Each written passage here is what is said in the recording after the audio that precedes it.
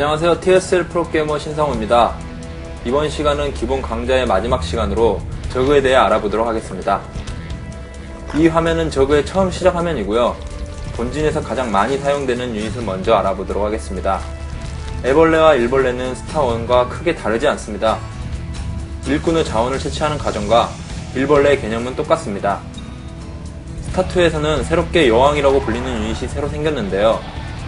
여왕은 애벌레와 점막 종양을 생성할 수 있고 수혈 기능도 가지고 있는 지원 유닛입니다.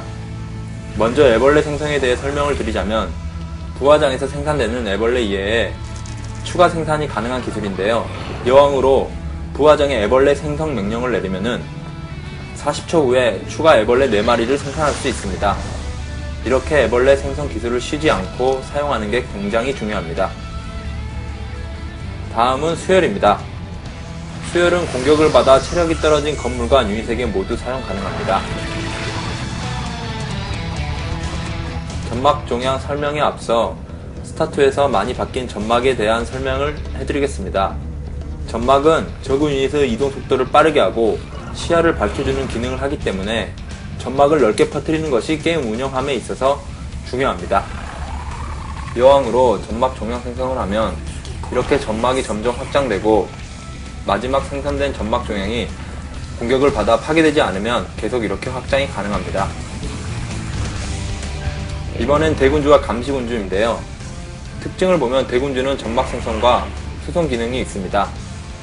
감시군주는 은폐 유닛을 탐지할 수 있는 능력이 있고 변신수 생성과 오염이라는 기술을 사용할 수 있습니다. 대군주가 이동을 하여 맵의 어느 곳이든 점막을 넓혀줄 수 있습니다. 대군주가 변태하면 생기는 유닛이 감시군주인데요. 스타1과 같은 디텍팅 능력이 가능하고 변신수 능력을 사용하면 공격 능력은 없지만 150초 동안 적과 똑같은 기본 유닛을 만들어 적진을 몰래 정찰할 때 주로 사용됩니다. 오염 능력은 적의 건물에 사용을 하면 30초 동안 생산이나 업그레이드를 잠시 중단되게 만드는 능력입니다. 상대방의 공격 타이밍을 늦출 수 있겠죠? 자, 이번엔 저그의 지상 유닛들입니다. 먼저 저글링. 스타1과 이름이 똑같죠? 스타1과 비교해 그렇게 크게 달라진 점이 없습니다. 이동 속도가 빠르고 생산 비용이 저렴합니다. 스타2에서 새로 생긴 유닛인 맹독충인데요. 저글링이 변태해서 만들어지는 유닛입니다. 공격하는 방식은 자폭하는 방식이며 아주 중요한 유닛입니다. 해병이나 저글링, 일꾼같이 경장감 유닛에게 사용하면 좋고요. 건물을 짧은 시간에 파괴할 때도 많이 사용합니다. 잠복한 채로 자폭이 가능하고 원심고리 업그레이드를 하면 이동 속도가 증가합니다. 다음은 바퀴입니다. 지상 공격만 가능하고 화염차나 저글링, 광전사를 상대할 때 매우 좋습니다. 바퀴의 특징은 잠복 시 이동과 체력 회복이 가능하다는 점인데요. 교전 시 체력이 약해진 바퀴를 잠복하여 도망치는 동시에 체력 회복을 할 수 있다는 장점을 잘 살리는 컨트롤이 굉장히 중요합니다. 이번엔 히드라리스크입니다. 스타1과 똑같은 유닛으로 공격력과 맷집이 좀 더 강해진 대신에 이동 속도가 느려진 느낌입니다. 지상 공중 모두 공격이 가능하고 저그의 여러 유닛과 조합하여 사용하시면 매우 좋습니다. 저그의 지상 최강 유닛 울트라리스크입니다. 중장갑 유닛으로 방어력과 체력이 높고 광전사, 해병, 저글링과 같은 유닛을 상대할 때 매우 효과적입니다. 스타2에선 스플래시 데미지가 들어가 뭉쳐있는 유닛을 공격할 때 매우 좋습니다.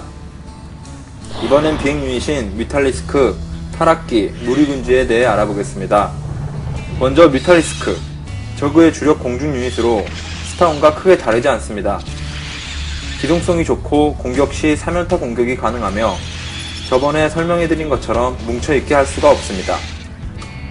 이번엔 타락기인데요. 스타1은 디바우로와 비슷한 유닛이라 생각하시면 되고요.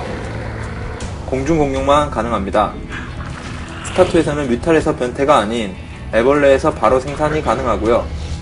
타락기에 타락이라는 기술을 적에게 사용하면 30초 동안 20%의 추가 데미지를 줄 수가 있습니다. 다음은 무리군주인데요.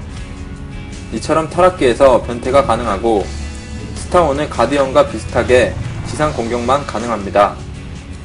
긴 사거리와 데미지가 강점이지만 이동 속도가 느려서 공중 공격 유닛과 조합하는 게 좋습니다.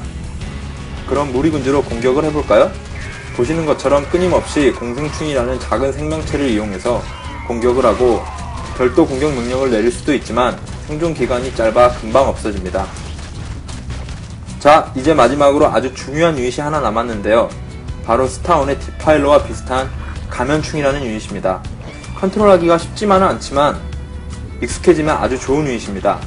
신경기생충이라는 기술은 15초 동안 적의 유닛을 아군처럼 조종이 가능하게 합니다.